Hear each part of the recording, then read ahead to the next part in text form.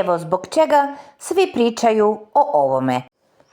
Brutalan napad uživo. Teodorina majka javno ponizila Anelinu majku, a optužba o švaleru zapalila mreže. Ni nakon završetka Elita 9 ne prestaju sukobe između porodice bivših učesnika.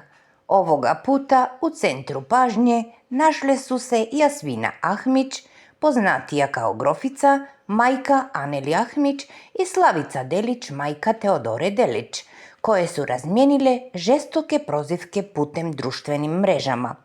Sve je počelo kada je Grofica na svom Instagram storiju podelila fotografiju Slavice i Teodore uz uvredljiv komentar: "Evo mame Teodorine, hrpa grbava koja laje kao kera."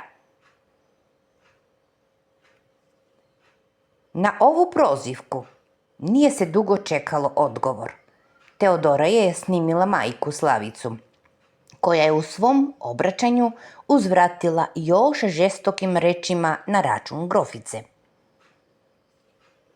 Bio joj je švaler na dočeku njene ćerke Aneli. Isto hrpa, isto još beter od mene. Onaj što je voda urucio Nori pod Dubrovnika na kupalište, to je njen švaler. Što je dočekao Aneli, ne znam mu ime, ali znam da je njen švaler od Grofice, ona koja što se predstavlja da je slikarka.